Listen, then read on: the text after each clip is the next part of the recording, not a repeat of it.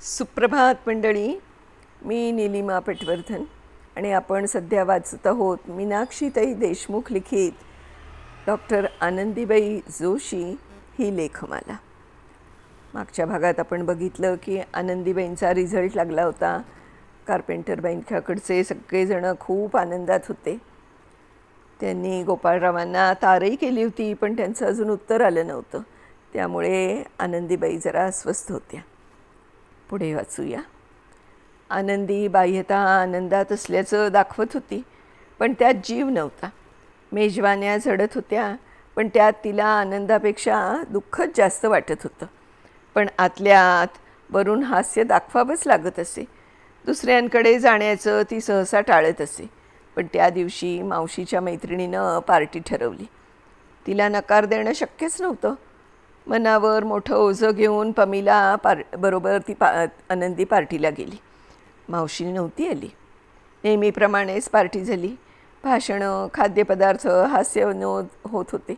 आनंदीला कशातच रस नव्हता, पण वरवर दाखवावं लागत होतं. संध्याकाळच्या सुमारास पमीला आणि आनंदी घरी परतल्या. कणकण वाटत होती. असं किती दिवस चालायचं? किती दिवस मावशीकडे निरुद्योगी राहायचं? मन कुरतडत होतं. दोघी घरात आल्या.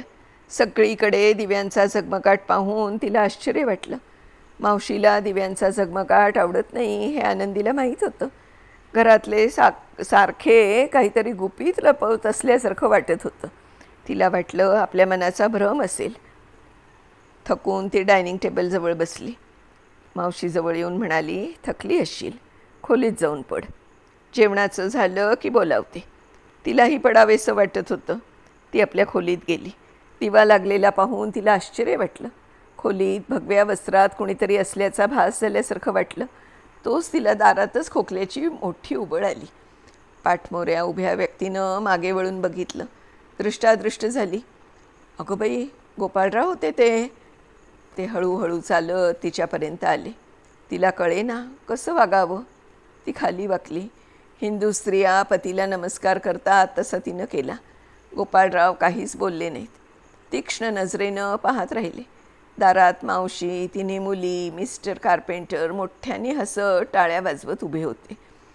आनंदीनं तिरप्या नजरेनं नवऱ्याकडे पाहिलं. त्यांना ते हसणं, टाळ्या वाजवणं पसंत नाही हे स्पष्ट दिसलं. खाली मान घालून व्यथित मनाने विचार करत राहिली. एकीकडे पूर्व होती आणि दुसरीकडे पश्चिम. दोन भिन्न संस्कृतींच्या मध्ये आनंदी चेंगरली होती. आनंदीच्या चित्तवृत्ती बधीर झाल्या होत्या. एकीकडे नवरा आल्याचा आनंद, एकाकीपणा संपल्याची जाणीव, पण मनात कुठेतरी खटकतही होतं. मावशी आणि तिच्या घरच्यांना काय वाटत होतं हे त्यांच्या डोळ्यात वाचता येत होतं. गोपाळरावांच्या दर्शनानं त्यांचा हिरमोड झाला होता. भगवी वस्त्र, अशक्त लहानखोरं शरीर, गाल बसलेले, डोक्यावरची शेंडी, समोरचे 2 दात पडलेले, त्यामुळे ते खूपच वृद्ध दिसत होते. मावशीनं दोघांनाही खाली आणून दिवाणखान्यात बसवलं. त्यांच्यापुढे खाद्यपदार्थांच्या बशा ठेवल्या. पदार्थांकडे पाहून तुटकपणे गोपाळराव म्हणाले, मला हे खाता यायचं नाही. मिस्टर कार्पेंटरांनी विचारलं, का? आज एकादशी आहे. आम्ही हिंदू लोक काही खात नाही. मावशीचा हिरमोड झाला. तिनं फळांची डिश पुढे केली तर म्हणाले, हेही खात नाही. मी अस्सल हिंदू आहे. त्यांनी फक्त चहा घेतला. हिंदू धर्माबद्दल, एकादशी, शिवरात्र, सोमवार वगैरे उपासांबद्दल, आपल्या थोर धार्मिक परंपरेबद्दल सारखे बोलत होते. जीव गेला तरी 72, पण धर्म टिकलाच पाहिजे असं आपलं मत प्रतिपादन करीत होते. तिन्ही मुली केव्हाच बाहेर निघून गेल्या होत्या. त्यांनी गेल्या महिन्यापासून आनंदीचा नवरा आल्यावर काय काय करायचं याचे बरेच बेत आखले होते, पण त्यांचा हिरमोड झाला. चहा पाणी आटोपल्यावर दोघंही आपल्या खोलीत आले. आनंदी बरीच सावरली होती. गोपाळराव बॅगेतले कपडे काढत होते. आनंदी म्हणाली, फळं खायला काय हरकत होती? आणि एकादशी कधीपासून करायला लागलात? हिंदुस्थानात तर तुम्ही एकादशी सोमवार करत नव्हता, उलट थट्टा टवाळकी करत होता. अगं, हिंदुस्थानात करत नसलो तरी अमेरिकेत करायला काय हरकत आहे? आपल्या धर्माचं स्तोम आपणच वाढवायला हवं. आणि मोठ्याने हसले. त्या तुझ्या कार्पेंटरला कसं चमकवलं बघितलंस ना. आपण हिंदू कमी नाही हे त्यांना कळायलाच हवं. आनंदी फार गंभीर झाली. शरीरातली उमेदच मावळली. हातपाय थरथरायला लागले. डोकं भयंकर दुखायला लागलं. त्यांचे कपडे काढणं चालूच होतं. आनंदीनं विचारलं, भगवे कपडे कशासाठी? हसत म्हणाले, मी संन्यास घेतला. पण संन्यास घ्यायला बायकोची परवानगी लागते. बायको? बायको राहिली तरच परवानगीची जरूर. असं नका हो बोलू. खरं तेच बोलतोय. आता तुम्ही डॉक्टर झालात, विद्वान झालात. आम्ही काय साधे पोस्टेय. आमच्याशी बायकोचं नातं तुम्ही कसं पाळाल? तिला खोकल्याची उबळ आली. शिवाय अमेरिकेत 3 वर्ष एकट्या राहिल्यात. तिने डोळे विस्फारून नवऱ्याकडे बघितलं. त्यांचं सर्वांग जाळत गेले ते शब्द. ते म्हणाले, प्रत्यक्ष सीताबाईबद्दल लोकोपवाद होता. इथे तर काय सगळी सुख हात जोडून उभी. जोरात खोकल्याची उबळ आली. कपाळावरच्या शिरा तडतडल्या. मनातून त्यांना आपल्याविषयी तसं काहीच वाटत नाही याची तिला पक्की खात्री होती. पण दुसऱ्याला छळण्यात, दुखवण्यात, घायाळ करण्यात त्यांना अत्यंत आनंद वाटत होता. खोकला दाबीत छातीवर हात ठेवत आनंदी म्हणाली, आता ही भगवी वस्त्र टाकून द्या आणि पॅन्ट घाला किंवा आपला पारंपरिक हिंदू पोशाख घाला. त्यात काय मजा? चमत्काराशिवाय नमस्कार नाही.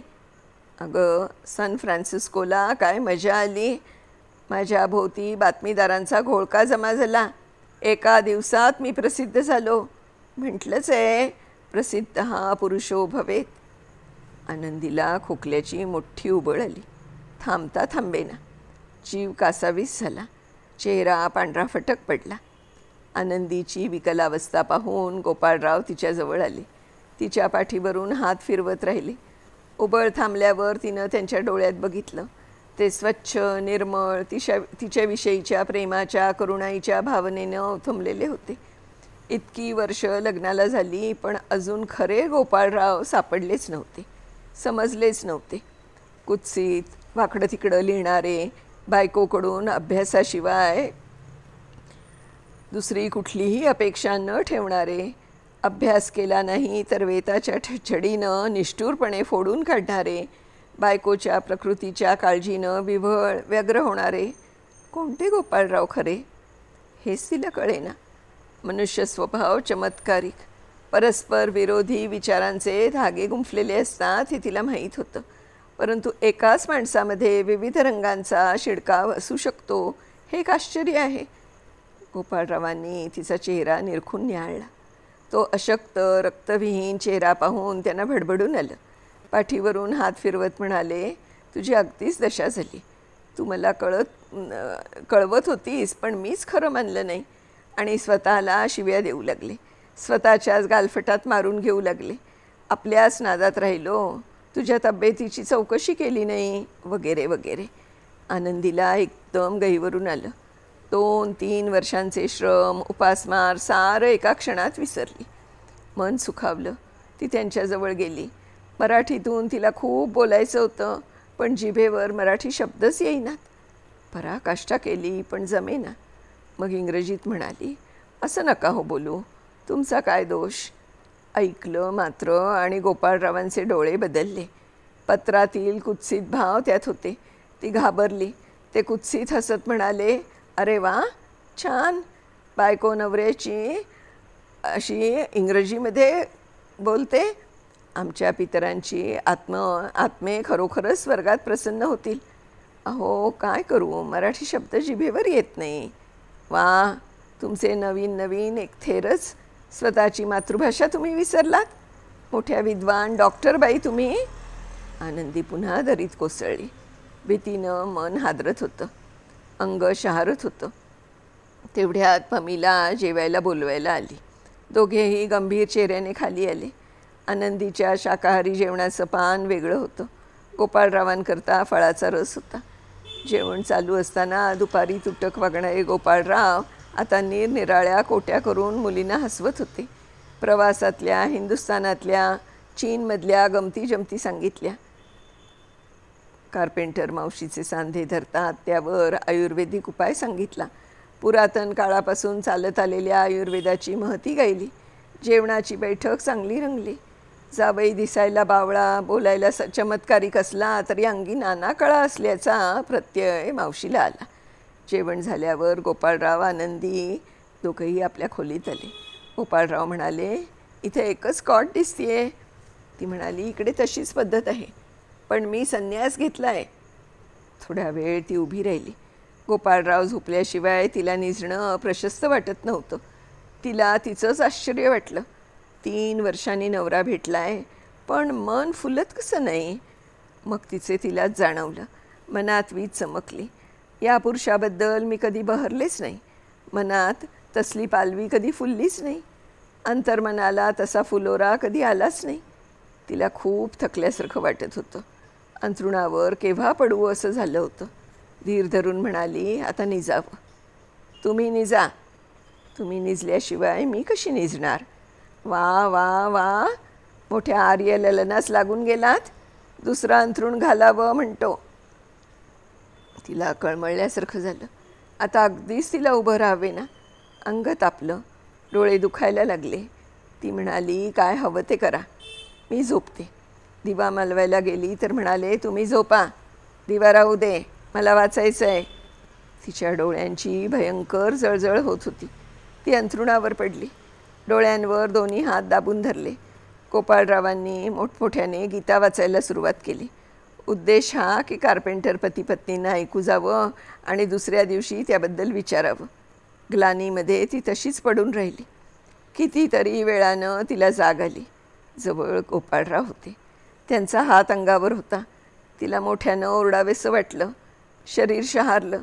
तो जुना स्पर्श तिला भयंकर वाटला. तिला कल्याणमधल्या पहिल्या शरीर संबंधाची आठवण झाली. डोकं विलक्षण दुखायला लागलं. खोकल्याची उबळ आली. त्याने तिच्या पाठीवर हात फिरवला. म्हणाले, मी तुझी फार हायगय केली. तिला त्यांची कीव आली. बायकोनं जे सुख द्यायचं असतं ते आपण यांना कधीच दिलं नाही. उपाशीच ठेवलं. त्यांचा स्पर्श आता तिला वेगळाच वाटत होता. त्या स्पर्शातला विकार संपला होता. खोकला दाबीत म्हणाली, तुमची निराशा झाली. ते म्हणाले, छे छे, स्वस्थ पडून राहा. आधी तुझी तब्येत सुधारायला हवी. वात्सल्यानं तिच्या अंगावर हात फिरवत राहिले. ती म्हणाली, एक विचारू. विचार की. बापूसाहेब मेंदळेंशी तुमची ओळख आहे. आहे का. माझ्या तब्येतीमध्ये फरक पडत नाही. इथली औषधी लागू पडत नाही. मी मरते असं वाटतंय. वेडी का खुळी. अगं साधा थंडी ताप असेल, श्रमामुळे खाण्यापिण्याच्या आबाळीमुळे तब्येत बिघडली असेल म्हणून काय कोणी मरतं का.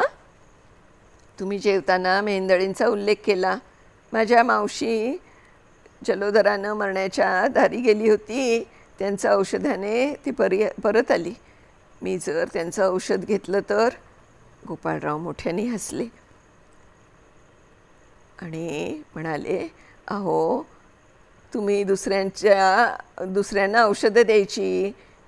इतक्या लांब येऊन तुम्ही डॉक्टर झालात आणि त्या मेंदळ्यांचं काळं चूर्ण घेणार. अहो ते मोठे म्हणजे काय, गावंढ्या गावात गाढवीचं वासणं, वैद्याजवळची जुनी औषधं. काय पण विचार करते. मगाशी बोललो ते या साहेब लोकांना बनवण्यासाठी. गोपाळराव कुत्सित हसले. तिच्या अंगावरचं पांघरूण नीट केलं. कपाळाला हात लावला तर ते तापलं होतं. तिला झोप येत नव्हती. अंगाची लाही लाही होत होती. तशीच पडून राहिली. गोपाळराव काही वेळानं झोपी गेले. मंडळी, आज आपण इथे थांबूया. उद्या याच्या पुढचा भाग आपण वाचणार आहोत.